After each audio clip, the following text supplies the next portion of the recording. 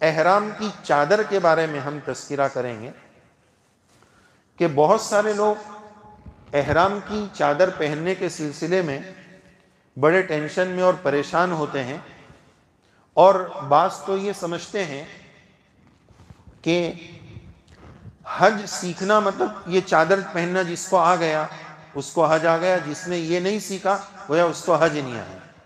تو مرد حضرات یہ چادر کیسے پہنیں گے اس کو تھوڑا سمجھ لیں۔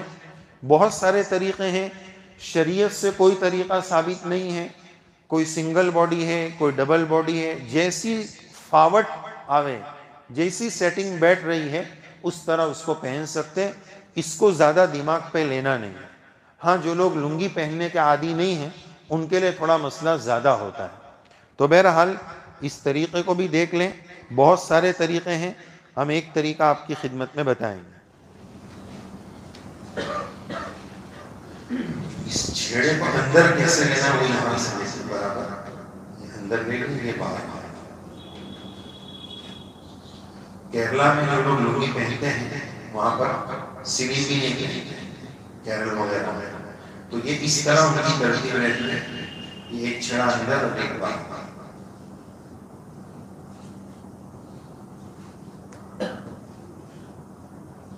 اس میں یہ دیکھتے ہیں چلنے میں دقت نہ ہو، تخنے سے اونچا ہو اور پاؤں میں بھی تھوڑی کشادگی رہے، چل سکتے ہو، تخنے سے نیچے نہ ہو، پاؤں تھوڑا پھیلا سکتے، اس کا خیال ہے۔ یہ ہو گیا۔ اس کے بعد اوپر کی جو ترتیب ہے وہ ہر وہ طواف جس کے بعد ہمیں سعی کری اس میں ارتباع کرنا۔ استوا کا مطلب ہوتا ہے داہنے کندھے کو کھلا، تو اس ترتیب سے بھی ہم سمجھ لیتے ہیں یہ ایک طرف کا چھیڑا جو نیچے کا احرام تھا اس کے اندر اس طرح ڈال دینا، ہمارے یہاں کی زبان میں خوص میں۔ یہ ہاتھ جو ہے کشادہ رہے، اس کا خیال ہے۔ اس کا تو کوئی بھی خاص طریقہ نہیں، یہ ادھر بھی گیا تو مرد حضرات کا یہ حصہ سطر میں ہے، اس میں ٹینشن کی بات۔ ہاں، جو نیچے کا احرام ہے اس میں بعض لوگوں سے ایک خطا یہ ہوتی ہے کہ یہ جس کو ہمارے ڈپٹی بولتے ہیں ناف، یہ سطر میں داخل، تو ان کا پیٹ ہونے کی وجہ سے نہ ہو تو بھی نیچے کا احرام جو ہے ناف کے نیچے ہو جائے، سطر کھلا رہتا ہے، سطر کا حصہ ہے، تو اس کا ہمیں خاص خیال رکھنا ہے۔ تو بہرحال چادر کے پہننے کا بہت آسان طریقہ ہے، اور یہی ایک طریقہ نہیں، کسی کو اور طریقہ آتا ہو، کسی اور طریقے میں زیادہ فاوٹ آتی ہو، اس طریقے سے بھی پہن سکتے ہیں۔ یہ آسان ترتیب ہے۔ اس میں ایک فائدہ یہ ہے کہ جو چھیڑے ہیں نا وہ باہر لٹکتے نہیں، وہ اندر آ جاتے ہیں۔ کبھی کبھار لٹکنے کی وجہ سے سطر کھل جاتا ہے، یہ اندر کا جو چھیڑا ہے اس کی وجہ سے سیفٹی بہت زیادہ ہوتا ہے، اس لیے مجھے یہ طریقہ زیادہ پسند ہے۔ اچھا، احرام کی حالت میں ماں بہنوں کے لیے بھی یہ چیز ہے کہ چہرے پر کپڑا نہیں لگنا، احرام کی حالت میں چہرے پر کپڑا نہیں لگنا، یہ مرد کے لیے بھی اور ماں بہنوں کے لیے۔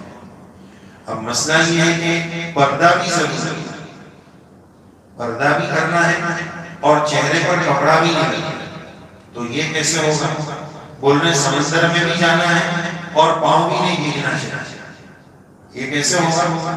ہو جائے گا، کشتی میں چلے جاؤ، سمندر میں ہو، پاؤں بھی نہیں بھیگ رہا، اس میں کہ کشتی میں ہو، تو یہ مارکیٹ میں ملتا ہے ماں بہنوں کے لیے کیپ نما،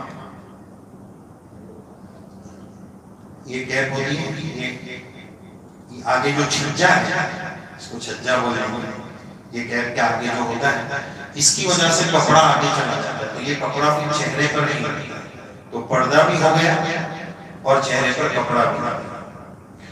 اور بعض مائیں بہنیں احرام میں ایک چادری پہنتی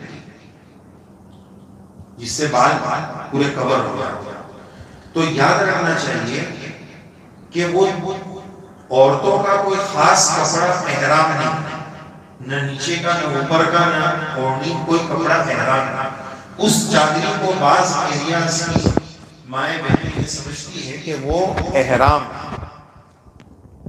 احرام کا حصہ نہیں، تو وہ چادر جو ہے وہ صرف اس لیے پہنتے ہیں کہ احرام کی حالت میں بال ٹوٹ کر گرے نہ، صدقہ لگتا ہے، جرمانہ لگتا ہے، تو اس وجہ سے وہ چادر ہی پہنتے ہیں، تو وہ عورتوں کا احرام نہیں ہے، اس کا خیال رکھیں۔ اور بعض مائیں بہنیں ان سے ایک چوک یہ ہوتی ہے، ہم نے ایک لسٹ بنائی ہے کہ کیا کیا ہم نے تھوڑے وقت میں ہمارے حاجی بھائیوں میں، ماؤں بہنوں میں، مردوں میں کیا کوتاہیاں ہیں، ہم نے اس کی ایک لسٹ بنائی ہے، انشاءاللہ اس کو بھی میں آخر میں ذکر کرنے کی کوشش کروں گا۔ تو آزاد عورت کا پورا بدن ستر ہے۔ اب بعض مائیں بہنیں ہاف آستین والا کپڑا پہنتی ہیں، طواف کی حالت میں پہنیں گے، طواف ہی صحیح نہیں ہوگا، ستر کھلا ہوا ہے، ستر کا چھپانا نماز میں بھی ضروری ہے، طواف میں بھی ضروری ہے، اس لیے یہ آدھی آستین والا مائیں بہنیں اپنے مقام پر بھی نہیں اور وہاں پر تو اور بھی نہیں، پوری آستین کا ہونا چاہیے، یہ حصہ ماؤں بہنوں کا ستر میں شامل ہے، اس کی رعایت ضروری ہے۔ تو یہ احرام کی بات ہو گئی۔